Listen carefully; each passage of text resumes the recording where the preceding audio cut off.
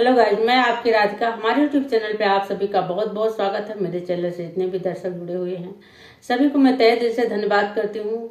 एक सुंदर सा गीत लाई हूँ, एक माँ बाप का दर्द है। आजकल हमारे युवा भाई सारे बेरोजगार हैं, पढ़ लिख के घूम रहे हैं, कहीं नौकरी नहीं है। बड़े ही बोरियत महसूस होती है जब बच्चे पढ़ लिख लेते हैं। बच्चों को भी होती है, उनके पेरेंट्स को भी होती है। आप लोग गानों के माध्यम से सुनिए एक माँ बाप का दर्द, क्या कह रही है माँ उसकी। मिलत नहीं के नौकरी, मिलत नहीं के नौकरी, उम्र 40 के पार बा। आवत नहीं अगुआ मोरा बबुआ कुंवर बा। आवत नहीं के अगुआ मोरा बबुआ कुंवर बा। मिलत नहीं के नौकरी, उम्र 40 के पार बा। आवत नहीं के अगुआ मोरा बबुआ कुंवर बा। आवत नहीं के अगुआ।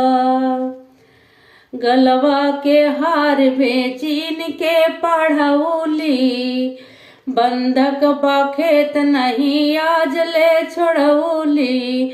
कपड़ा कैसा गरौ सफेद भइल बार बा।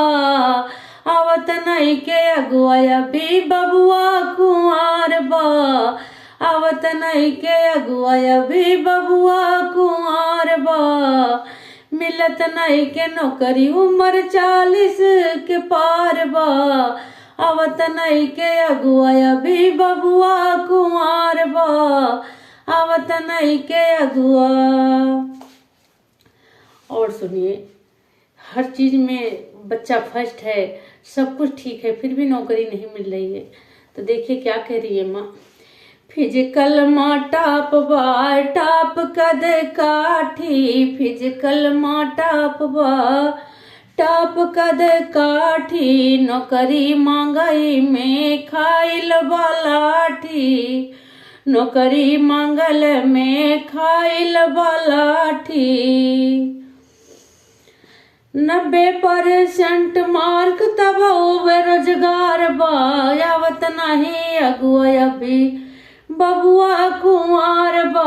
आवत नहीं अगुआ अभी 90% मार्क तब बेरोजगार बा। आवत नहीं अगुआ अभी बबुआ कुंवर बा। आवत नहीं अगुआ अभी। मिलत नहीं के नौकरी, उम्र 40 के पार बा। आवत नहीं के अगुआ अभी बबुआ कुंवर बा।